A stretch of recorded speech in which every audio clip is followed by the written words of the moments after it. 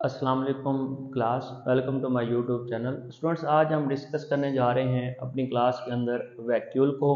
आज हम डिस्कस करेंगे वैक्यूल के स्ट्रक्चर को और वैक्यूल के फंक्शन को। तो ये हमारे पास एक प्लांट सेल हमें नज़र आ रहा है और इसके सेंटर के अंदर एक बड़ी सेल ऑर्गेनेली पड़ी है स्टूडेंट्स, जिसको नाम दिया जा रहा है वैक्यूल का। तो सबसे पहले हम देखेंगे कि वैक्यूल की फार्मेशन क्या है, वैक्यूल कहाँ से बनता है और इसने क्या क्या फंक्शन परफॉर्म करना होता है। तो vacuoles are the large vesicle. तो स्टूडेंट्स, वैक्यूल असल में एक बड़ी वेसिकल है।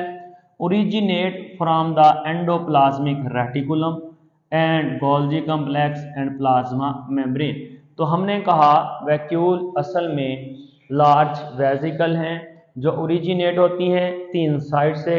Number 1 endoplasmic reticulum, number 2 Golgi complex and number 3 plasma membrane.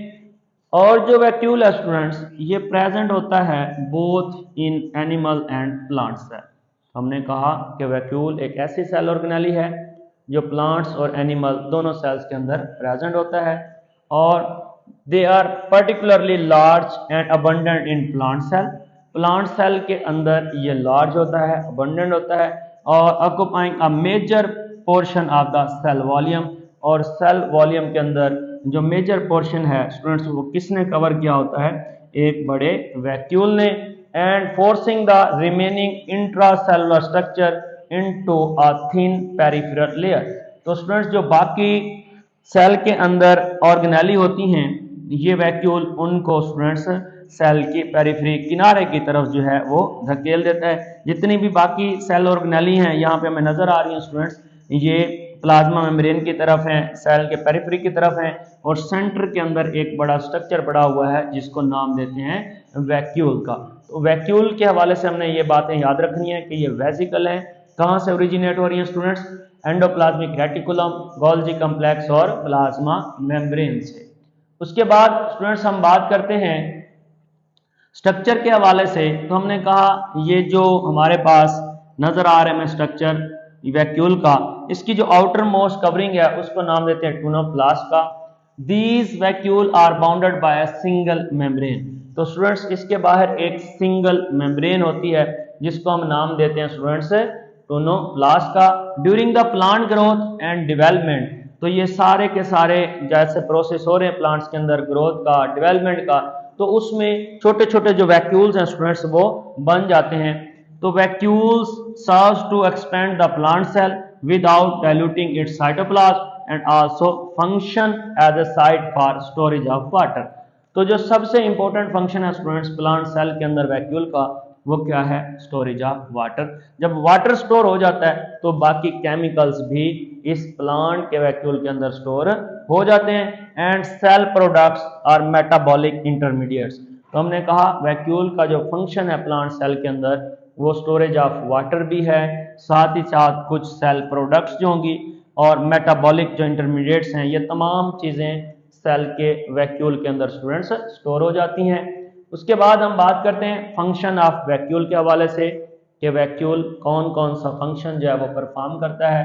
Number 1, vacuole perform a variety of function in different kind of cell including, आप कहते हैं in animal cell food vacuoles are formed by phagocytosis.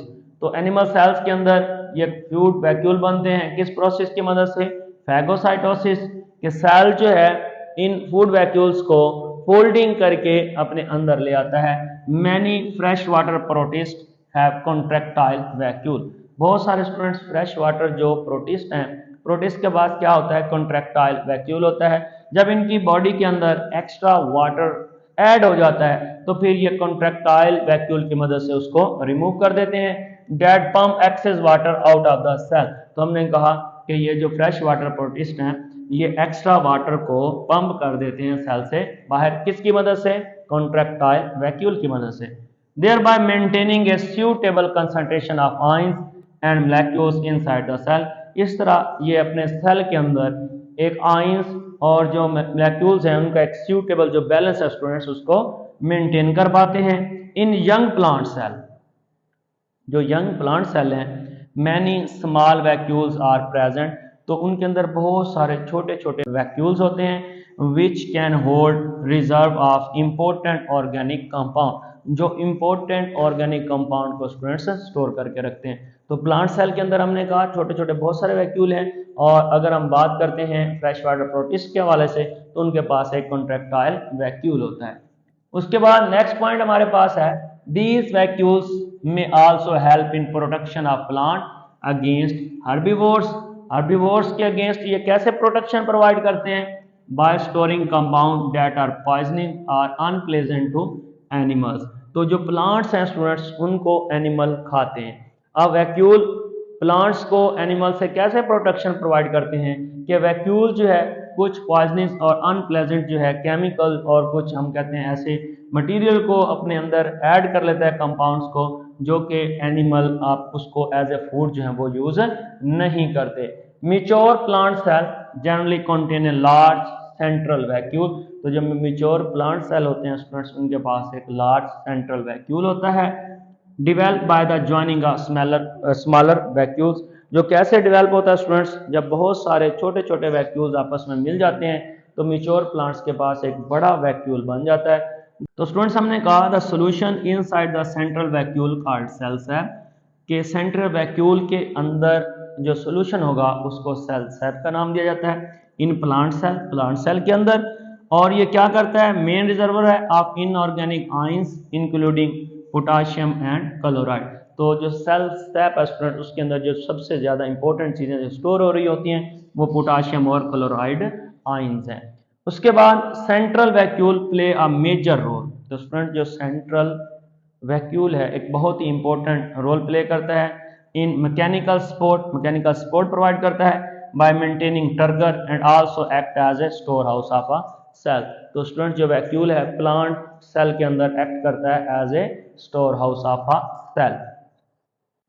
Last point है students हमारे पास कि the membrane separating the vacuole from cytoplasm is called tonoplast, कि ऐसी membrane जो स्टूडेंट्स सेपरेट करे वैक्यूल को साइटोप्लाज्म से, उस मेम्ब्रेन को क्या नाम दिया जाता है? मेम्ब्रेन को क्या नाम दिया जाता है? टोनोप्लास्ट। तो स्टूडेंट्स ये हमारे पास एक छोटा सा इंट्रोडक्शन था वैक्यूल के हवाले से।